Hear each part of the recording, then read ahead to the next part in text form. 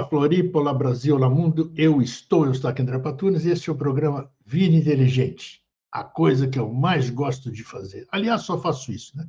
Vida Inteligente, pautas para o Vida Inteligente, entrevistados para o Vida Inteligente, e é assim que a gente vai tocando. E vão em frente, é isso que importa, com amigos, com irmãos, levando a informação que a gente acha que tem que compartilhar, né? Tanta coisa boa, né, para a gente compartilhar. E é isso que a gente procura fazer. E hoje nós temos um tema que é interessante. Interessante são todos os temas, né? Não é modéstia à parte, não. Eu não vou colocar coisa que eu não coadune aqui ou que eu não acho que vai ser interessante para o meu público. O que o meu entrevistado fala é o que o meu entrevistado fala. Não necessariamente eu preciso concordar com isso. Não, eu sou um entrevistador, né? Posso ser amigo, irmão do entrevistado, mas a opinião dele. E o mínimo que eu posso fazer é respeitar essa opinião. E induzir, forçar com que ele vá respondendo aquilo que ele fala, né, dentro do nosso conhecimento aqui. E o tema de hoje é sangue e areia. Nós, os mais velhos, né, as pessoas que porventura assistirem isso aqui, esse Sangue e Areia é foi um filme de 1940 e pouco, 48. Muito interessante, deixa eu achar aqui, antes de eu trazer meu convidado, e eu vou ler até uma sinopse dele, quem recebeu Mala Direta recebeu. Então, deixa eu achar aqui, espera aí. Que é bom como tudo é natural, não tem edição sobre essas coisas, então isso é bom. A gente vai procurando, a gente acha e vamos tocar. Cadê? Programa Vida Inteligente, a Mala Direta que foi feita, e o título do programa de hoje. Eu vou ler a sinopse, né, para que a gente possa se basear daí para frente o que nós vamos fazer. Para Juan Gallardo, um toureiro da Espanha, a vida parece ter sorrido para ele.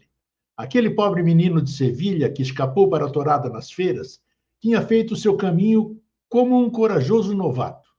Ele então triunfou como um matador, despertando o entusiasmo do público.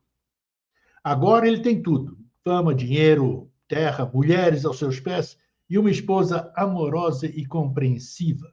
Mas ele conhece Dona Sol, que se torna sua amante, e tudo muda. Quando sua esposa percebe que ele foi infiel a Dona Sol, ela decide deixá-lo. Juan Gallardo não se importa mais com o triunfo na Praça de Touros e decide se aposentar. Sua esposa diz a ele que ela nunca parou de amá-lo, e, em resposta, ele vai fazer touradas pela última vez antes de se aposentar. Ele é levado a sério quando ele vem para matar e quer viver para aprender a ler e escrever, mas é tarde. Ele morre e sua esposa não se arrepende de nada. Ela considera que ambos foram vítimas do destino. Este grande romance de Vicente Blasco Ibáñez, publicado em 1908, é análogo à nossa vida e escolhas. É aí que nós vamos partir hoje. E o nosso convidado é o querido amigo e irmão René Monterrey. Deixa eu trazer ele para a sala. Estou com a porta trancada, mas eu vou abrir agora. E aí, René, como é que você está? Tudo bem? Está tudo em ordem. Ó, atrás aqui, Estou vendo aí, olha só. E você, olha só. E você é cordobés, o maior toureiro de todos os tempos, né? Então, isso daí... É engraçado que eu sou de ascendência espanhola, né? Por parte do pai. Né? Então, essa questão da cultura espanhola, ela me acompanhou e ela tem um apelo muito forte. Então, esses filmes todos, né? Que eram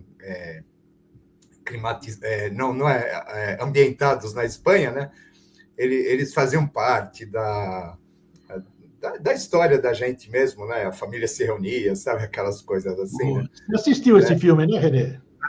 Assisti mais de uma vez, né? Com Tyrone Power, Linda Darnell e a Rita Hayworth, né? Fazendo a Mulher Fatal. Grande filme, grande filme.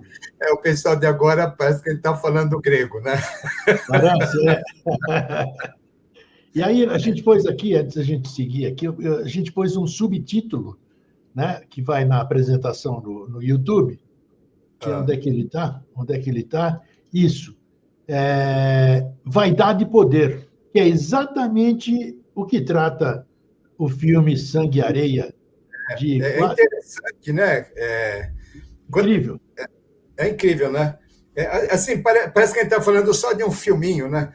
Mas, Exato, assim, e aqui né, está. quando a gente pega, por exemplo, essa questão da tourada, então, ela vai ser absorvida lá desde o Império Romano, lá atrás, né? Vai ganhar um peso grande, sobretudo na Península Ibérica, Espanha e Portugal, por incrível que pareça. Sim. E até no Brasil, não sei se você sabe, né, que a Praça da República, no começo do século passado, se chamava Largo do Curro, onde tinha touradas nos domingos. Tá? Não sabia, rapaz. Olha só, sério, na Praça da República? Na Praça da República, tá? Então, para você ter ideia, né, isso foi alguma coisa assim que, inclusive, fez parte até do nosso dia a dia aqui em São Paulo, pelo menos, né? O que acaba acontecendo, então, né, é essa questão do touro. O touro é a besta, é o animal, etc., né, e o homem vencendo, né, a besta, a animalidade. Mas quando a gente pega a questão do touro, ele também vai representar, dentro da astrologia, ele vai representar dinheiro, ele vai representar poder, ele vai representar esse tipo de questão, né, os valores e etc., né? Então, o que acaba acontecendo, né? Quando a gente vai olhar, então, o simbolismo do touro, a gente vai voltar lá atrás para a questão do Minotauro, lá na Grécia, que é um mito muito, muito rico e muito interessante.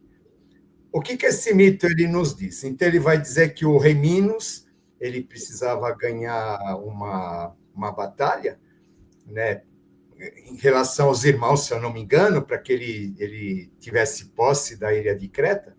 Então, ele vai pedir ajuda a Poseidon, que é o deus do mar, e Poseidon, então, vai mandar para ele um touro branco maravilhoso. Aquele touro ele vai aparecer perante os inimigos, mostrando que o rei Minos tinha a proteção dos deuses, e por conta daquele touro branco, então, ele consegue conquistar aquilo que ele queria.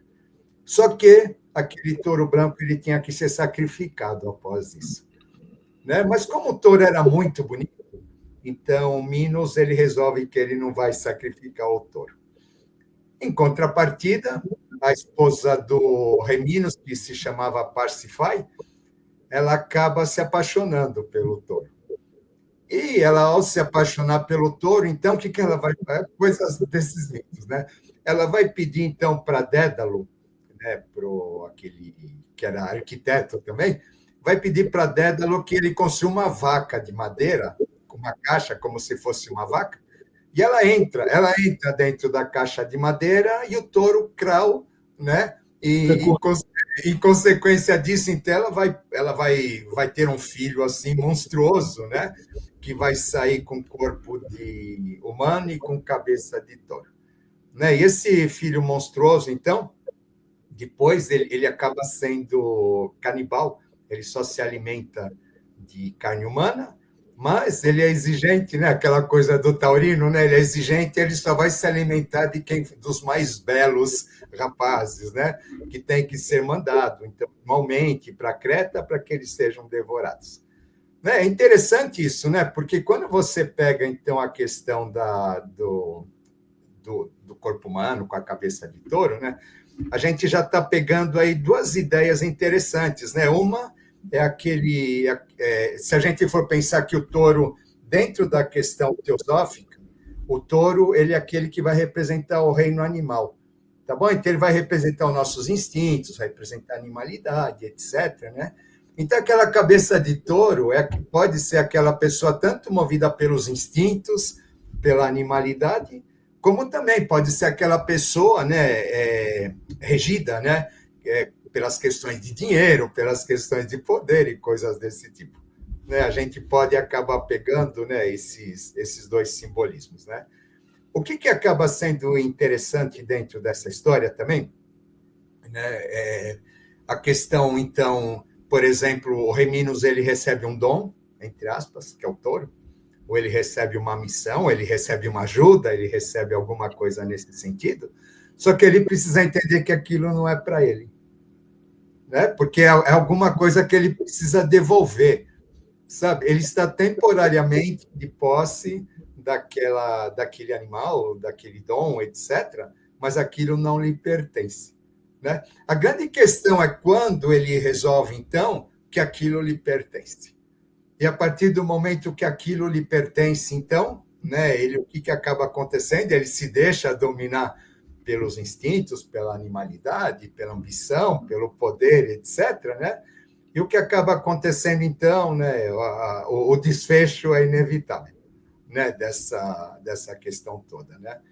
As pessoas, às vezes, elas recebem dons, elas recebem dádivas, recebem títulos, cargos, etc., e elas começam a acreditar que elas são aquilo, né?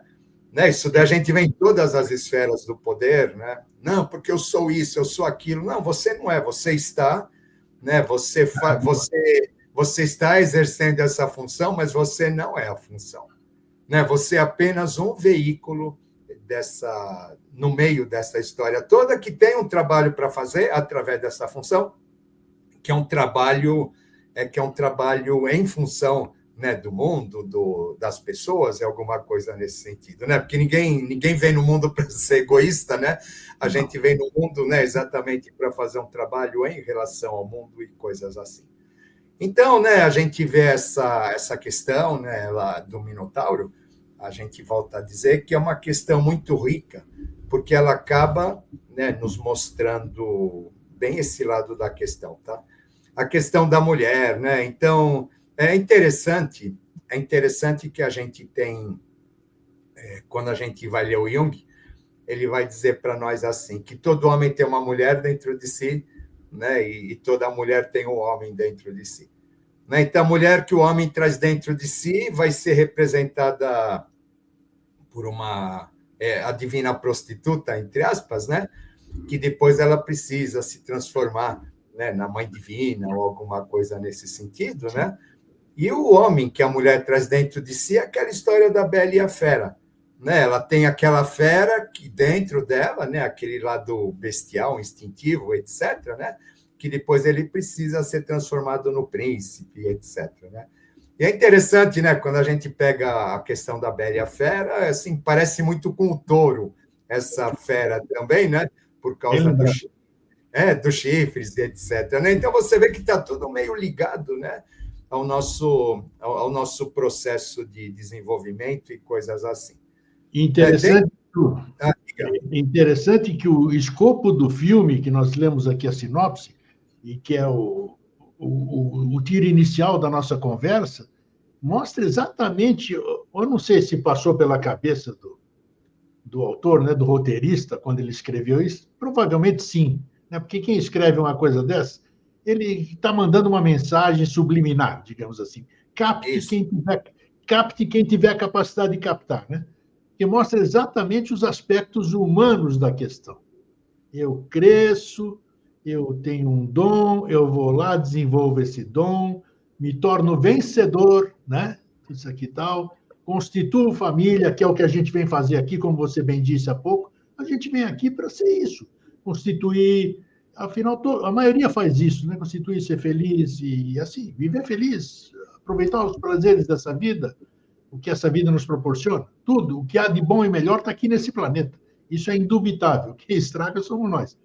Então, aí, sobe na minha cabeça, aquela mulher que está na minha casa já não é suficiente, porque as outras, encantadas com o meu sucesso, né?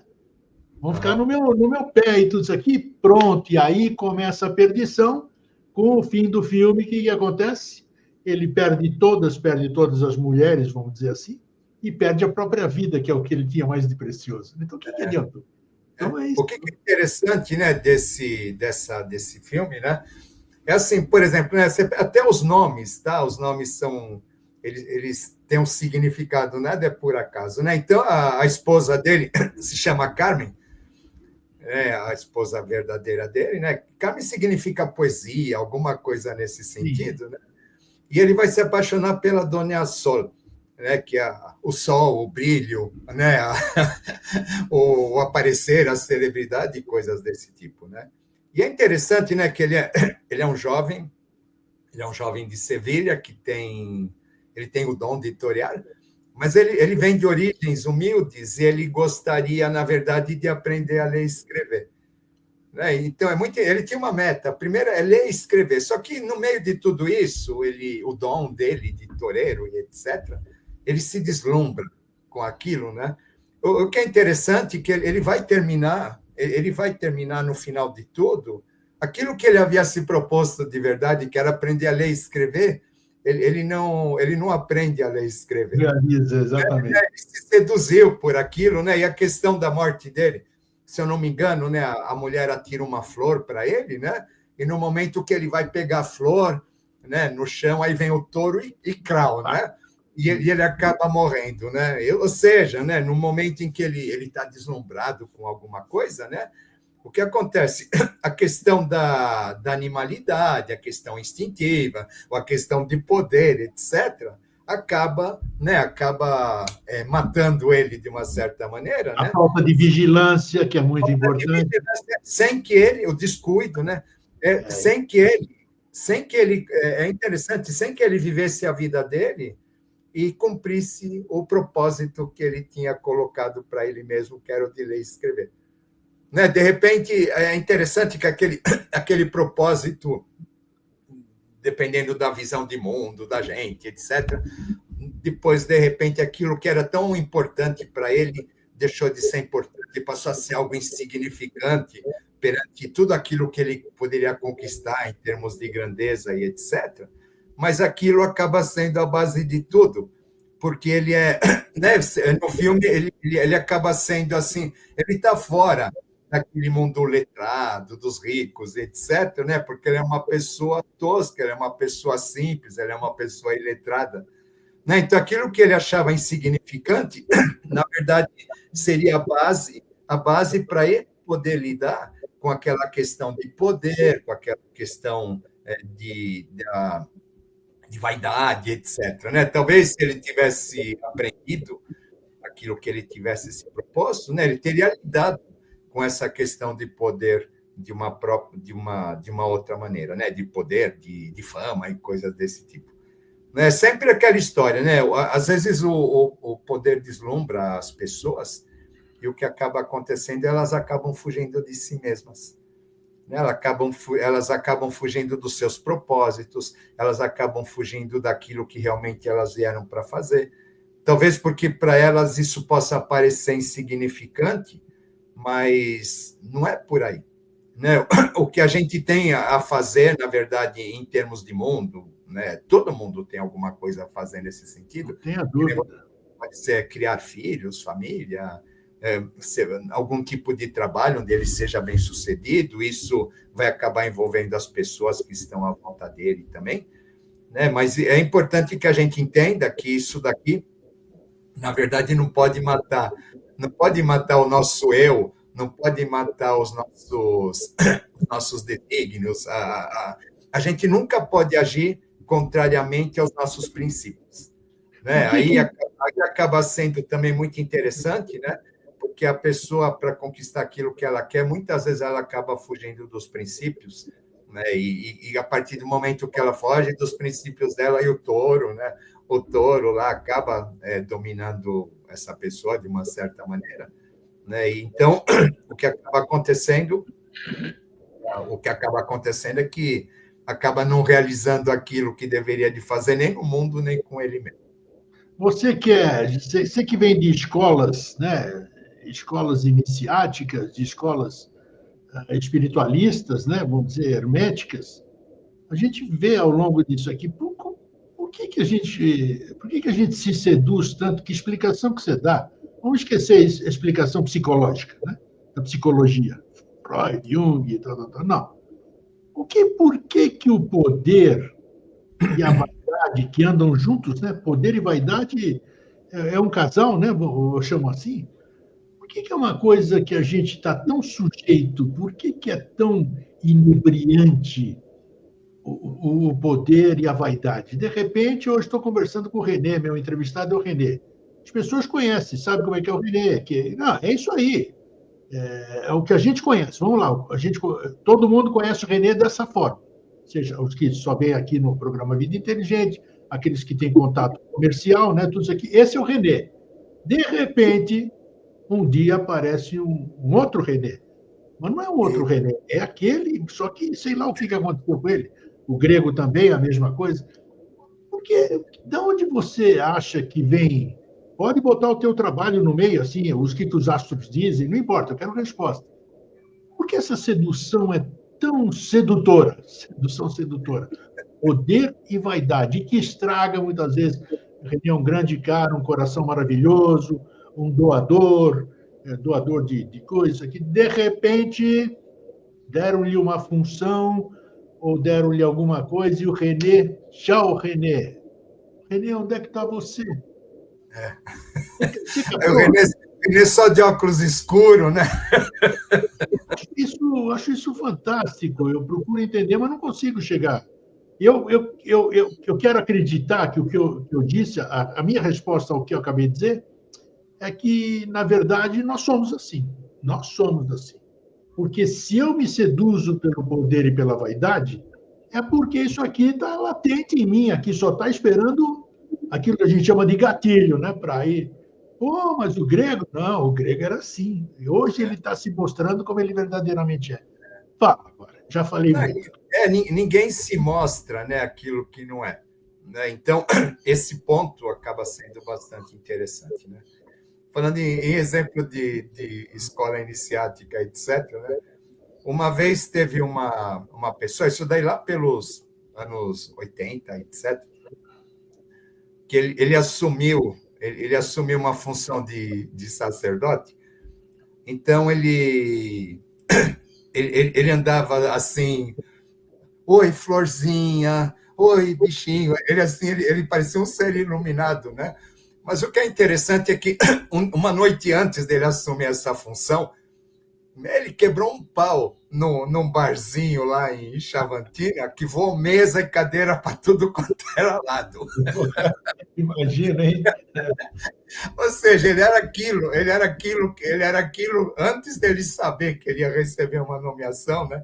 Na verdade, ele era aquilo lá que fez aquele pau, que quebrou aquela briga toda e etc., por causa de uma bobagem. Né? Ou seja, a pessoa ela era aquilo. Aí depois, de repente, ela assume uma função, né? E ela deixa de ser. Né? Aí é meio inverso, né? Meio inverso do cara assim que ele vai se mostrar, etc. Mas é para a gente ver que às vezes a pessoa então ela vai ficar ostentando essa coisa de santidade, essa coisa de superioridade, né? Do recato e etc. Né? Que aquilo não condiz com ela. Né? Aquilo, de repente, faz parte aí de ele ter uma função dentro de um grupo espiritual e a grande preocupação dele é se mostrar, então, espiritualmente superior aos demais ou alguma coisa assim. É interessante isso, tá? Quando a gente... cara, a astrologia ela é maravilhosa, tá? Às vezes eu pego, então, mapa de pessoas que vêm de grupos espirituais, etc., a gente tem os planetas retrógrados. Os planetas retrógrados, eles vão apontar para nós, vão apontar para nós as dívidas das nossas vidas passadas. Aí você vai chegar lá assim, essa pessoa ela se acha o papa da igreja.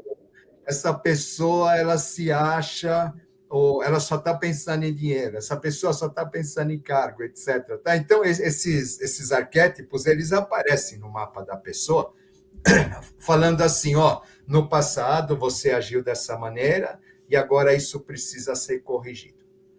E é muito interessante a gente ver a esmagadora maioria das pessoas que estão em colégios espirituais com essas sombras. Tá bom? Então, é muito interessante isso. Tá? Em compensação, eu já vi pessoas assim, maravilhosas, completamente espiritualizadas, que não queriam saber de nada disso, né? E o mapa dessa pessoa simplesmente não tem essas sombras. Tá bom? Então, ou seja, ela não está em busca de nada nesse sentido, porque parece que ela já traz aquilo realizado dentro dela. Tá bom? Então, a gente volta, né, para essas pessoas desses colégios, né? Então, onde a gente tem essas sombras, tá bom? Tá? E o que acaba acontecendo? Como funciona a nossa questão astrológica, tá? A gente tem falando bem rapidinho, tá? A gente tem um aspecto do mapa chamado Quiron, que é a nossa dor existencial. Então, o que acontece? Né? O Quiron, ele é uma impressão que a gente recebe na hora de nascer. Tá bom? Por quê? Porque a gente estava num mundo maravilhoso, onde a gente era nutrido por um útero, que a gente não tinha preocupação absoluta de nada, e de repente a gente perde aquela conexão e a gente vai ter que existir por nós mesmos, a gente vai ter que sobreviver por nós mesmos, tá? Isso causa uma dor, por quê? Porque nessa hora são ativados os nossos mecanismos de biossobrevivência. Então, o que acaba acontecendo? Essa dor ela fica registrada num ponto, tá? Cada um de nós tem uma, né? E o que acaba acontecendo, toda vez que ela é tocada, a gente corre para os nossos comportamentos de vidas passadas. Acredito. Tá bom? Por quê? Por quê, né? É muito simples, tá? Porque todas as vezes que a gente se vê ameaçado perante o futuro, a gente corre para a segurança do passado. Sempre. Tá? Por exemplo, a gente está aqui num tempo pavoroso, né? Vamos dizer a verdade, né? Onde a gente está vendo tudo aquele mundo que a gente viu desmoronar, etc. e tal, né? Aí a gente corre lá para um filme de 1940 e alguma coisa, né? E entra naquilo, procurando explicações. É muito comum isso, sabe? É muito comum, tá? Né? Então, você vê, por exemplo, na política, né? A gente não vai citar direita ou esquerda, mas o tema é sempre a volta ao passado. Sabe? É sempre, ninguém está te prometendo um futuro, esse futuro sempre é a volta ao passado.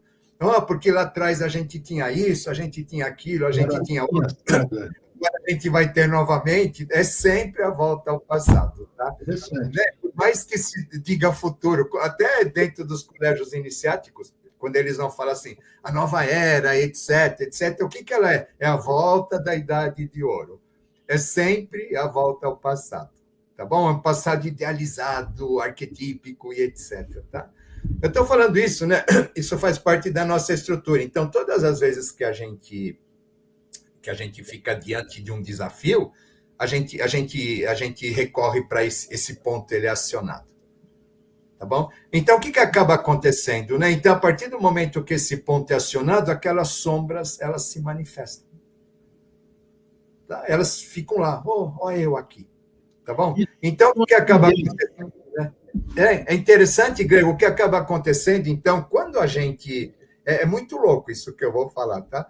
Quando a gente entra para um colégio iniciático, alguma coisa assim, que a gente presta um juramento, algo nesse sentido, é como se a gente estivesse reprimindo o nosso nascimento.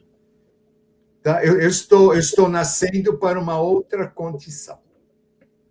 Tá bom? Então, todas as vezes que eu faço isso, as minhas sombras, elas aparecem novamente para serem trabalhadas.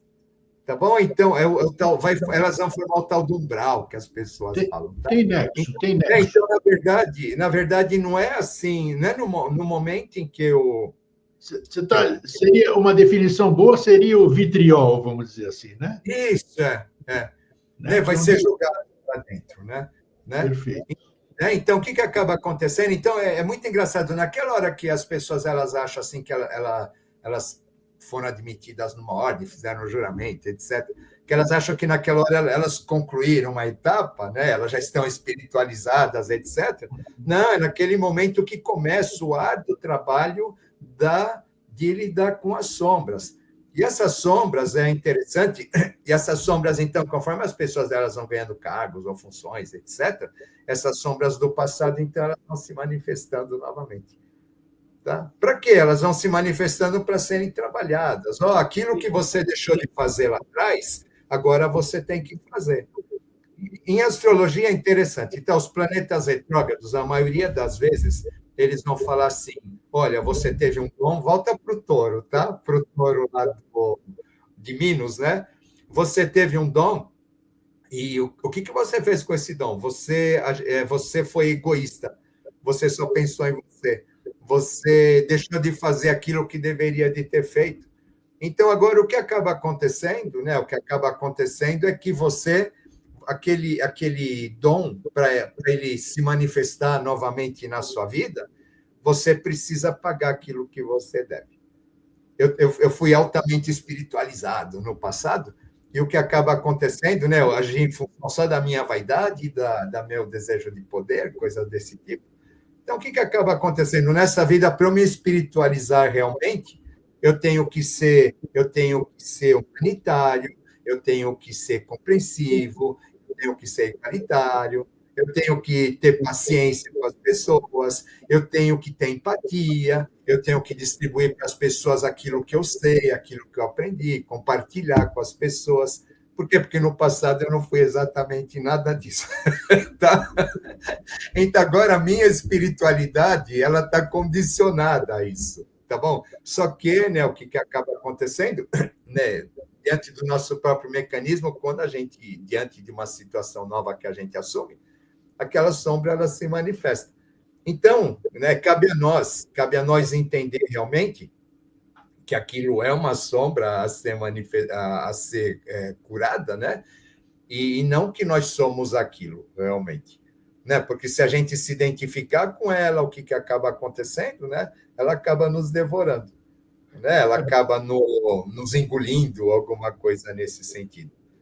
Então, é interessante porque você vê lugares, né, onde, teoricamente, as pessoas deveriam ser todas elevadas e etc., né? E acaba se surpreendendo, né? Mas quando você entende essa dinâmica, você entende que está tudo certo, né? Porque ali é exatamente o local de se trabalhar, né? De se trabalhar esse tipo de questão nossa. A gente ali está tendo a oportunidade de entrar em contato com nossa própria sombra, né? A gente está tendo a oportunidade de, através desse trabalho pessoal, etc., conseguir redimir algo que a gente deixou de fazer lá no passado e etc. Você tocou numa. Já está pronta, né? Já está iluminada, já está com terreno no céu, a Nagar está comprado, né? E o que acaba acontecendo é que o buraco é mais embaixo, né? Você tocou num assunto interessante, porque todo mundo fala, né, que todas as entidades, todas as escolas, todos os grupos exotéricos, místicos, tudo, sempre são internamente conturbados, né? E como todo mundo acha que não deveria ser, que lá é isso, lá é aquilo, vende-se uma falsa imagem, não é? Cada um entende como quer aquilo que está sendo oferecido, né? E se lá, nesses lugares, são lugares, como você bem acabou de dizer, importante isso, lugares para você trabalhar isso. Não pensa que você vai virar santo de uma hora para outra, porque você tem que botar para fora a tua tranqueira. Como é que você quer se limpar sem tomar banho? Né? Como é que você quer que a sua roupa não cheire se você não troca a sua roupa? Então, é natural, a meu ver, que dentro de grupos, quaisquer que sejam eles, haja discórdia, briga, isso e aquilo, mas tem que se ter também o entendimento de se buscar a fonte disso. Por que isso aí? Né? O que cada um está contribuindo com isso, né? Com suas nidanas. São nidanas que todo mundo traz, né? E não, aí, como elas apareceram, vamos botar lenha na fogueira, pelo contrário. Falta exatamente esse equilíbrio para que a gente possa desenvolver esses locais que foram criados, nossa, quanto tempo atrás, né? Escolas milenares, sei lá o quê. Então, elas estão de pé por quê? Exatamente porque ainda tem raízes boas, alguns captam essas raízes, continuam fazendo elas frutificarem. Então, isso é que é a palavra que eu aprendi há cerca de 20 anos, né? Palavra não, frase que eu aprendi. Eu aprendi e entendi o que é, né? Antes eu tinha formação religiosa, vamos dizer, ortodoxia, catolicismo, orai e vigiai, né? Era tudo isso aqui. E hoje eu vejo aquela outra que a gente fala tanto, né? A vigilância dos sentidos. Se você tiver vigilância dos sentidos e saber o que é a vigilância dos sentidos, você não apenas vai se melhorar, como vai ser um ponto de equilíbrio, seja lá onde você estiver, em qualquer grupo que você quiser. Você pode estar numa arena de touro ali, todo mundo vibrando, mata o touro, e você fala, touro escapa, rapaz, escapa. É. Né? É bem assim. Então, é isso que a gente precisa. Porque é interessante, né, Grego? Assim, aí volta o Juan Galhardo, né? Sim. Que ele... o começo de tudo era aprender a ler e escrever. Quando a gente entra, né? A gente entra para um grupo espiritual, etc. É interessante a gente se questionar, sabe? O que eu estava procurando aqui quando eu entrei, né? É interessante isso, né? Porque a pessoa ela se perde. Ela se perde naquilo que ela estava procurando anteriormente. Ela se perde. Aí a gente volta para o labirinto do Minotauro, porque o que acaba acontecendo, né? Tem tanto conhecimento, tem tanta informação, tem isso, tem aquilo, tem outro, sabe? Seres desse tipo e do outro tipo e etc. Então, o que acaba acontecendo? É interessante, tá? Ela vai se perdendo. Ela vai se perdendo naquele labirinto, né? E o bichão lá, o Minotauro lá atrás. E hoje. Sem que ela perceba, né? Então, o que acaba acontecendo é super interessante e na grande maioria das vezes, aquela intenção pura inicial que aquela pessoa tinha no começo de tudo, ela perde no meio do caminho. É o jovem que é devorado pelo Minotauro, né? Então, perde aquilo no meio do caminho, né? E quando ela vai ver realmente, ela acabou fugindo dos seus propósitos. Apesar de achar que ela tem, de repente, ela vai ter um cargo, uma função, um título, etc., né? Ela acaba perdendo, né? É tão engraçado essa coisa de poder, inclusive em colégio iniciático, porque, assim, o meu avô materno, ele era maçom, né? Então, isso daí, 1900 e bolinha, tá? Então, o que acabou acontecendo? A minha avó só soube que ele era maçom quando ele morreu.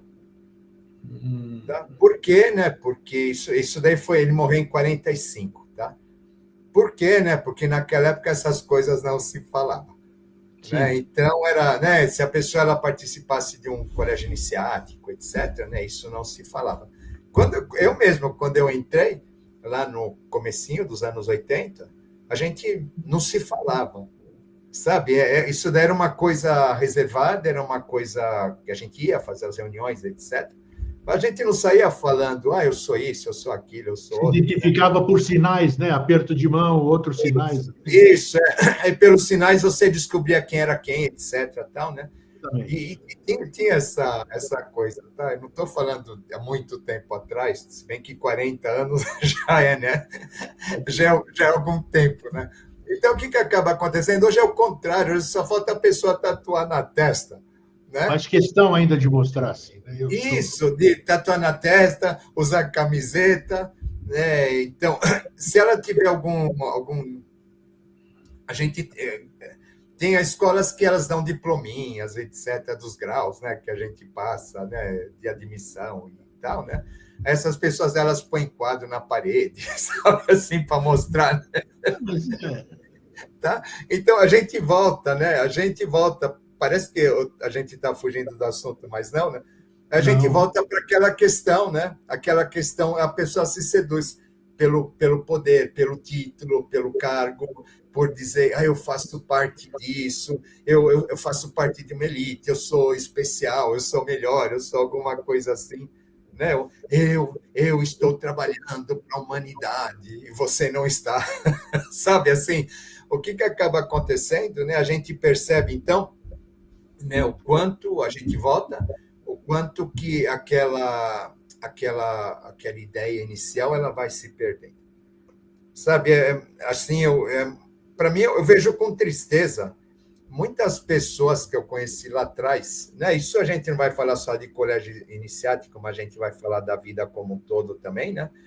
Às vezes a gente encontra uns amigos, eu falo que é duas alegrias. Uma quando você encontra no Facebook, reencontra, e outra é quando você deleta, você bloqueia. Que aí você vai falar, onde foi parar aquela pessoa? Aquela pessoa que era tão legal, que era tão idealista, aquela pessoa com quem a gente trocava altas filosofias, etc., e agora ela só fala de dinheiro, agora ela só fala de posição, agora ela só fala de poder. Né, Grego? É triste isso, né? Sabe? Aí você fala, nossa, sabe o que a vida fez com essa pessoa? Né? Não sei se foi o espiritual ou foi o profissional, que setor da vida que aconteceu isso, né?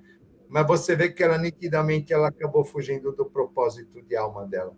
Ela perdeu aquela luz que ela tinha no passado, que ela tinha na juventude, aquela pureza, talvez, aquela ingenuidade, e ela vai se transformando numa coisa mais escura, uma coisa mais amarga, né? Como se ela tivesse renunciado dela mesma, dos sonhos, dos ideais e coisas desse tipo, e aí cai assim num tipo de vida assim muito muito árido, triste, onde de repente essa pessoa ela ostenta que ela conquistou isso, ela conquistou aquilo, ela conquistou outro, mas você vê que nitidamente essa pessoa é infeliz.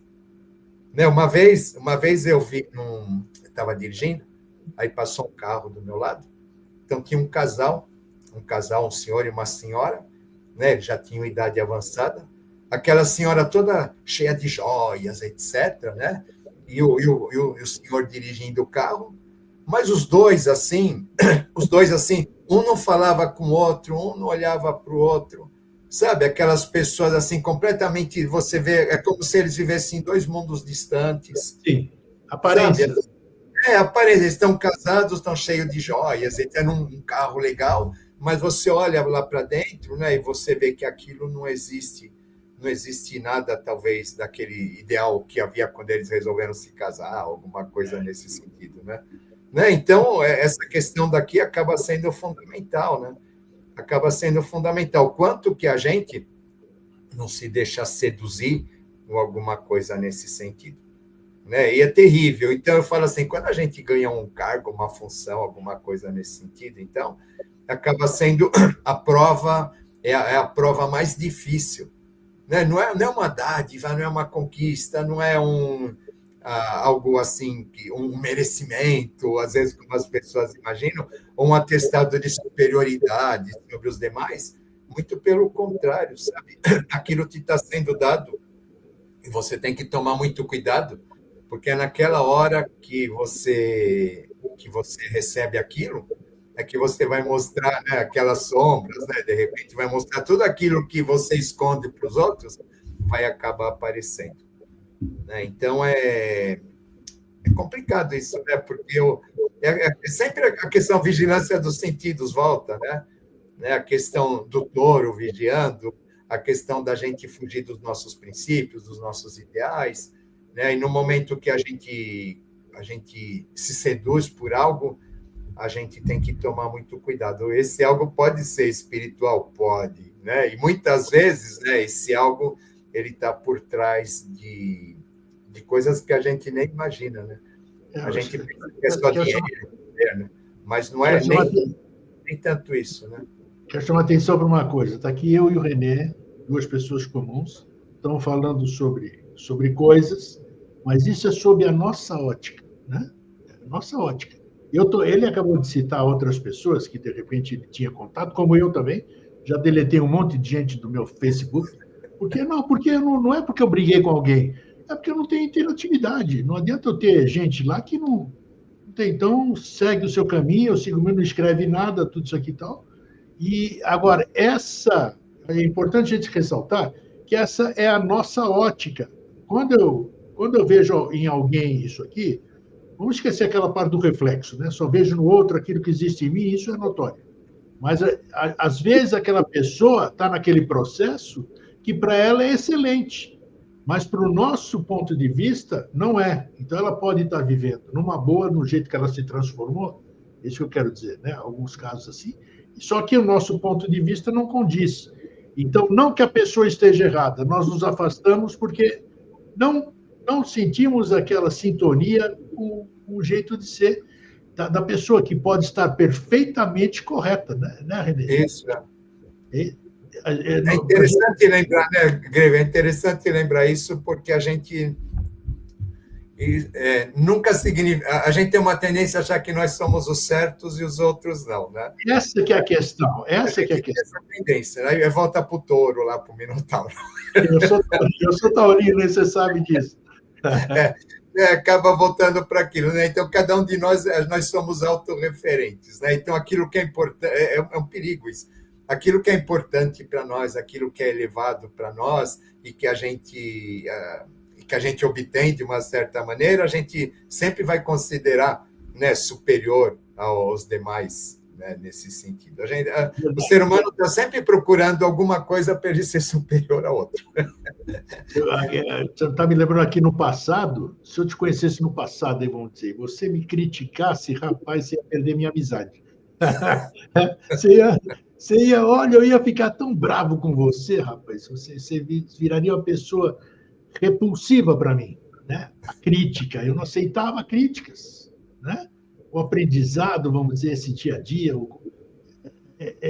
os ensinamentos que eu absorvi, vamos dizer, me mostraram que a crítica que outrora eu rechaçava, hoje ela é importantíssima para o meu crescimento. É isso que eu digo. Sim. Então, não é. Se alguém te critica, existe aquela crítica destrutiva, o destruins, né, que a gente fala, existe aquela crítica de construir. Renê, tira aquele quadro, está torto atrás. Não está, porque nós mexemos outro dia. Então, a crítica construtiva. Muda para lá.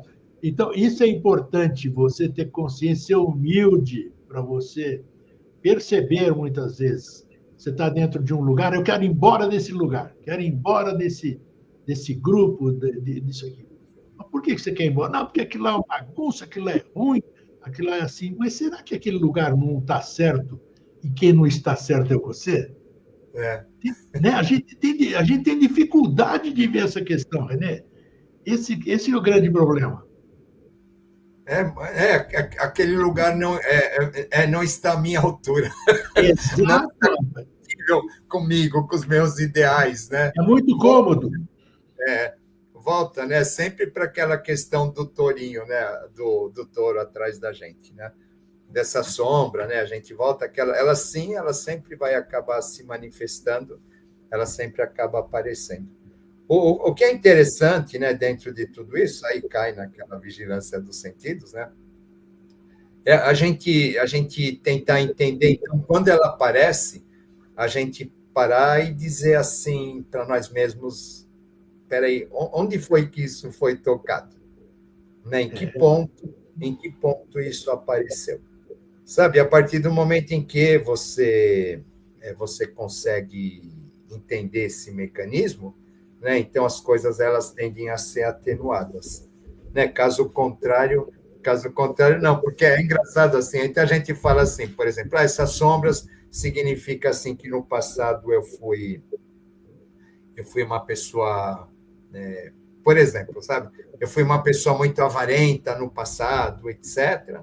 Né? Então, agora o planetinha lá, o Saturno, vem retrógrado em algum ponto do mapa, na casa 2, sei lá, tá? Então, agora eu venho nessa vida aprender a não ser avarento, né? Então, o que acaba acontecendo? Essa pessoa vai fazer assim, então, é que nem um atendimento que eu fiz uma vez, a pessoa tinha um aspecto assim, eu falei, cara, você tem que entender que dinheiro é para ajudar os outros, dinheiro não é só para você, etc., né? E aí eu acho que eu já contei isso, né? Ele comprou uma rifa da igreja, então ele achando que, né, comprando essa rifa, ele estava ajudando o outro e estava tendo a oportunidade de ganhar. Claro, de ganhar, né? Esperto, né? A gente tem essas manobras assim, né? Então a gente acha assim, eu vou ser bonzinho com o outro, eu vou driblar essa sombra, né? Não, na verdade, ela está lá. Eu só estou sendo bonzinho com o outro porque eu estou acreditando que ao ser bonzinho com o outro eu vou ganhar alguma vantagem, vou pagar uma dívida, vou ter a liberação de algum karma e etc., né? Ou seja, né, não está sendo bonzinho coisa nenhuma, continua só pensando em si, mas apenas pôs outra capa. Né? Apenas põe outra capa, assim, ele põe uma capa mais espiritualista, mais humanitária, né? Mas a questão não é essa, né? A grande questão, eu sempre falo assim, a gente precisa a gente precisa ter uma conexão com o superior, etc., né? Então, eu sempre coloco a arte como um exemplo, tá bom? Porque o que é a arte, né? A arte é quando você está tão envolvido com alguma coisa, com um processo criador, está com uma música, uma pintura, seja lá o que for, um trabalho manual, e você está tão entretido com aquilo a ponto de esquecer de você mesmo. Verdade. Tá? Eu não vi o tempo, nossa, eu não vi o tempo passar. Esqueci de comer, eu não vi o tempo passar. Tá? Então, nessa hora, isso aí a mente superior, no meu entender, porque é quando você esquece de você mesmo. Tá? Você está envolvido com aquilo, esqueceu de você. Né? Então, enquanto a gente não estiver fazendo alguma coisa, né, a ponto onde a gente faça aquilo de coração a ponto de esquecer da gente mesmo, na verdade, a gente não está redimindo absolutamente nada. Né? Na verdade, a gente tá adiando ou a gente está colocando novas capas em cima da mesma questão, mas a gente não está resolvendo ela, né? Porque o foco ainda continua no reforço desse nosso erro. É tão factível como você acabou de dizer, muito bem lembrado, fantástico isso aí de você dizer, quando a gente se ocupa com alguma coisa e a gente não tem fome, não tem sede, não tem nada, e nós estamos cheios, você está sendo nutrido de outra forma, né? Interessante. Nós estamos cheios de exemplos. Por que determinados monges de determinadas escolas religiosas, assim vamos dizer, os caras conseguem ficar 3, 4 meses lá em estado de não sei o quê, sem ingerir absolutamente nada, a não ser a parte de hidratar-se, né? Por que será? Porque ele está em conexão com algo que é superior ao desejo próprio, né? Como é que isso que é altruísmo, né, René? Eu vejo assim. É interessante, né? Você pega, por exemplo, vamos falar Blavatsky, vamos dar um exemplo da Blavatsky, mas que serve para um monte de outros, tá? Cara, se você pegar Blavatsky no século XIX, que tinha que viajar de trem para aqueles locais, né? Então, ela sai da Europa, ela vai para o Egito, do Egito ela vai lá para o Tibete. Cara, só essa viagem já é um absurdo. Aí você chegar e imaginar ela, então, andando, né? Andando até o Tibete, para depois ela chegar no mosteiro, ela ter que aprender a língua daquele mosteiro, né? Para poder depois traduzir, fazer tudo aquilo que ela fez. Cara, se você for ver o tempo disso, ela não teria feito nada. Né? Ou então ela não fez outra coisa a não ser se dedicar inteiramente àquilo, a ponto de não sobrar tempo para ela, porque é humanamente impossível você conciliar todas essas coisas. Né? Você pega, por exemplo, o mestre, que deixa um legado de revelações e etc., né? Aí você pega, ou ele deixa uma série de livros, sabe? Aquela pessoa ela não fez outra coisa na vida, porque é humanamente impossível. Né? Aquela pessoa ele atendia outras pessoas, ele ficava escrevendo, trabalhando o tempo todo. Se você contar, você fala, olha, ele não teve tempo nem de dormir direito. Né? Ou seja, ele se esqueceu dele. Ele mesmo estava em segundo plano em função daquilo que ele tinha que fazer, daquilo que ele tinha que passar para a humanidade, alguma coisa nesse sentido. Tá? Então, quando ele está nesse estado, né, ele está conectado com uma força maior. Com certeza. Com certeza. Ele está conectado com uma força maior, né? Mas é interessante isso, né? Porque ele precisa esquecer dele, né? Precisa. Ele precisa esquecer dele. E isso daí é muito difícil, porque a gente tem aí os nossos mecanismos aí de biosobrevivência, tem as nossas questões aí de formação mesmo, de psicológica, né? Que fazem com que o foco esteja sempre na gente mesmo. Né? Não tem quem não tenha tido esses momentos de apagão nesse sentido que nós estamos falando. Às vezes você está olhando uma planta, não sei o quê, e de repente você se dá conta que passou 1 hora. Né? 1 hora para você não aconteceu. Você não tem fome, não sentiu nada, absolutamente, nem lembra o que aconteceu nessa 1 hora. Eu acho que é esses momentos que você está verdadeiramente servindo, porque para você servir, você não precisa falar, não precisa fazer nada, é entrar exatamente no que você falou, que eu não sei o que é, em conexão com alguma coisa. entrando em conexão com alguma coisa. Isso você me fez lembrar, né? Quando eu estive em Portugal, eu queria conhecer a Sé Patriarcal de Lisboa, e foi muito engraçado. Você estava com um grupo de amigos, e os meus amigos eles queriam fazer compras, etc. E eu queria ir para a Sé Patriarcal. Então eu estava na Praça do Comércio, e dali então eu subi, mas a gente marcou um horário de retorno, né? O que acabou acontecendo? A hora que eu cheguei na Sé Patriarcal, ela estava aberta, porque eu tinha passado antes, estava sempre fechada. Nesse dia ela estava aberta. O que acabou acontecendo? Ia ter uma visita do Papa, se eu não me engano, lá na igreja, e a hora que eu entrei, tinha um senhorzinho lá em cima tocando órgão. Sabe, aquele órgão de tubo, naquela catedral. Cara, aquilo lá foi E eu estava sozinho dentro da igreja, sabe? Nossa! O que acabou com Grego, eu entrei num estado, assim, Não eu tenha entrei num dúvida, estado. acredito. Até hoje eu me lembro, sabe? De eu caminhando por aquela igreja sozinho, com aquele órgão tocando, etc. e tal, né? A hora que eu saí, eu pensei que tinha passado 10 minutos, tinha passado 1 hora. Olha Sabe aí. assim? E aí, então, eu fiquei, olhei no relógio, fui correndo, desesperado, encontrar com os meus amigos, tá? Corram, venham para cá, né? Aí eles subiram correndo, né? A hora que subimos correndo, não tinha nem velhinho, nem nada. É isso aí, pô. Aí eles falaram para mim, nossa, você chamou a gente para ver mais uma igreja velha. É isso aí. Infelizmente é assim, né? É interessante como funcionam essas coisas, que tem coisas, isso é outro lado, né?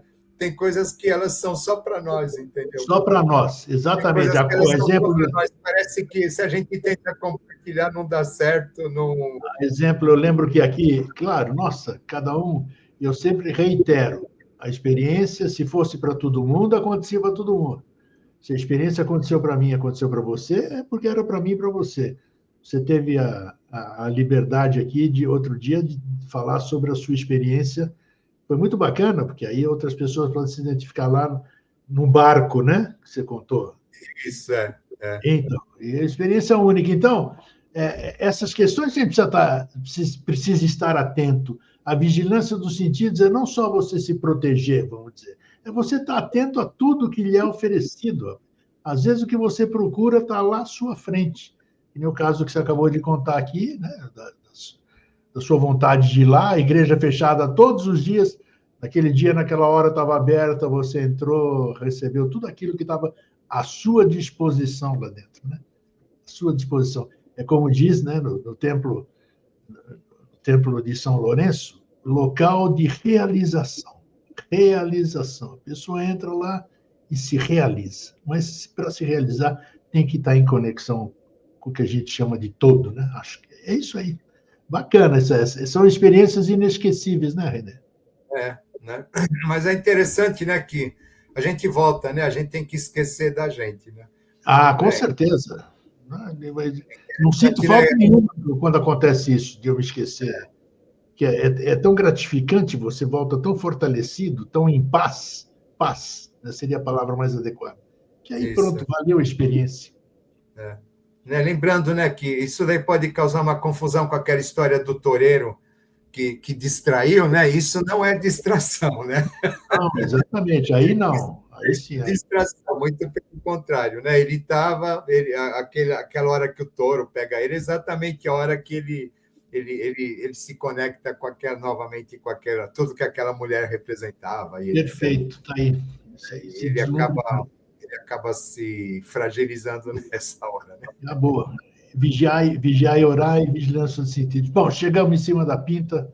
Muito legal a nossa conversa, muito bom. Eu recomendo que as pessoas assistam esse filme, Sangue e Areia, né?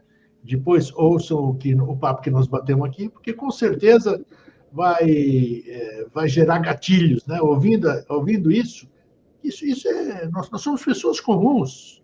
Aconteceu o que a gente falou aqui, deve ter acontecido e acontece com milhares, milhões de pessoas. Então, às vezes, é necessário a gente se recordar através de uma chamada para poder seguir a partir dali, daquela recordação, e ficou aquele aprendizado que a gente não percebeu na época, não custa nada, a gente pode perceber agora, e nunca é tarde, né, Renê? Nunca é tarde. Lembrando que esse filme também virou novela da Globo nos anos 60, né? Oi, bem lembrado. Menezes e o Tarcísio Meira. Bem lembrado, você tem boa memória, boa memória. Mas vai, então assista os dois aí, vai buscar isso aí. É isso aí, né? Vale a pena ver de novo. É isso aí. Ô, Renê, obrigado, querido, mais uma vez. Eu que agradeço, Grego. É sempre um prazer estar aqui, tá bom? Boa conversa e até uma próxima oportunidade. É isso aí. Tchau, tchau. Eita, papo bom. Tá vendo? Eu não fui em igreja nenhuma, nem o Renê foi, nós ficamos aqui conversando com vocês e a gente tem certeza, ele tá, não sei se desligou, se não desligou, mas você fica em estado de espírito elevado ter tido um tipo de conversa desse, né? Então, não existem padrões para atingir isso aqui. Ele foi na igreja, ele foi no barco dele outro dia, e eu fico de bobeira, força de expressão, olhando uma planta e desligo. Então, cada um buscar aquilo que te liga àquilo que você busca. Não interessa se é 5 minutos, amanhã vai ser 10. Daqui a pouco você aprende a fazer 15, e assim vai, e aí você se torna uma pessoa feliz. E quando você não almeja nada, aí sim você é feliz. É isso aí. Fraterno abraço, feliz sempre e até semana que vem. Tchau.